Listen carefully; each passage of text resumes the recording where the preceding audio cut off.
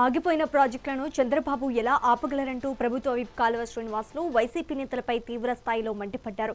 5 ఏళ్ల వైసీపీ పాలనలో రాయలసీమ ప్రాజెక్టులపై ఎప్పుడైనా ప్రశ్నించారా అని నిలదీశారు.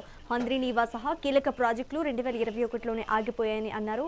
ఇప్పుడు వాటిని చంద్రబాబు ఆపేశారంటూ తప్పుడు ప్రచారం చేస్తున్నారని విమర్శించారు.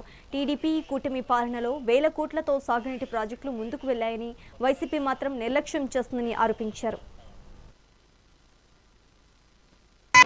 5 సంవత్సరాల జగన్మోహన్ రెడ్డి పరిపాలనలో ఏనాడు రాయలసీమ ప్రయోజనాల గురించి కానీ రాయలసీమ ప్రాజెక్టుల విషయంలో కానీ నోరు మెదపని వైసీపీ ఎమ్మెల్యేలు ఎంపీలు మాజీలైన తర్వాత రాయలసీమ పైన కొత్తగా ప్రేమ వలకబోస్తూ ఉన్నారు.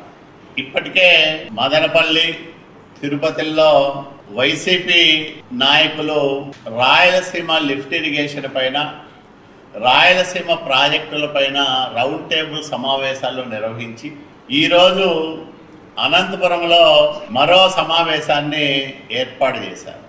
ఆ సమావేశంలో పాల్గొన్న వైసీపీ నాయకుల్లో మెజారిటీ 2019-24 మధ్యకాలంలో ప్రజాప్రతినిధులుగా పదవులు వెలగబెట్టిన వాళ్ళే ఉండడం విశేషం.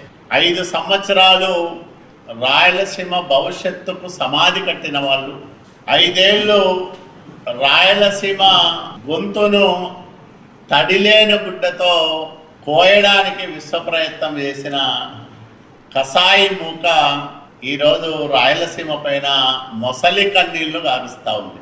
ఊరికే ప్రజలకు ఏదో కాకమ్మ కథలు చెప్పి కళ్ళబుల్లి కబుర్లతో ప్రజల్ని మాయ చేసి రాయలసీమ హక్కులను మేమేదో కాపాడతామని తమ్ముదురమ్మ అని బయలుదేరితే మీ వల్ల ఏ ప్రయోజనం? రాయలసీమకు ఏమన్నా ఉపయోగం జరిగిందా?